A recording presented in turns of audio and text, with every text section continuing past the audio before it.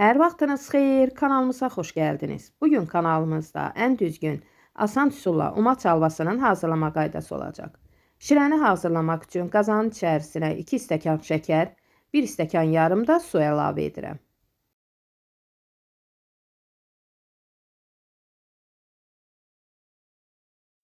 Qazanı ocağın üzərinə yerləşdirirəm. Şirəni çox qaynatmıram. 2-3 dəqiqə qaynadıb ocağı söndürürəm.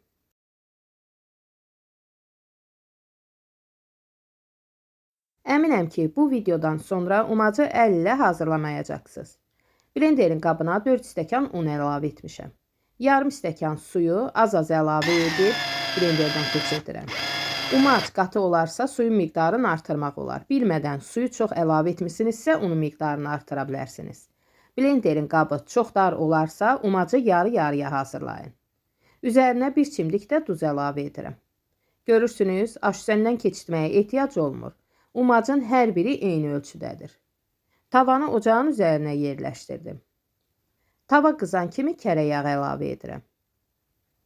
300 qram kərə yağı əlavə edirəm. Qarışdıraraq qazın orta temperaturunda unu qovururam.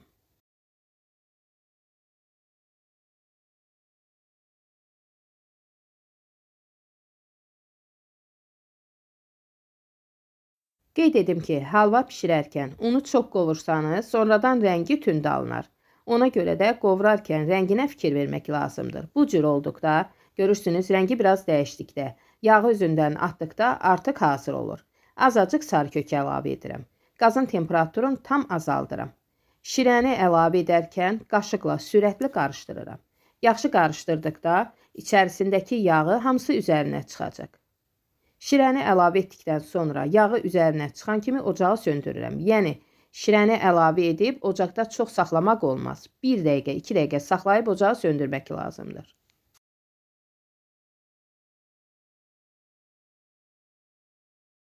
Görürsünüz, yağı tam üzərinə çıxdı. Rənginə baxın, çox gözəl alınıbdır. Gördüyünüz kimi, asan üsulla, tez bir zamanda çox gözəl halva hazırladıq. Sizə də bu üsulu mütləq sınamağı tövsiyə edirəm. Videom sizlər üçün faydalı oldusa, izləyərkən bəyənməyi, kanalımıza abunə deyilsinizsə, abunə olmağı unutmayın. Hazırlayacaq olanlara nuş olsun.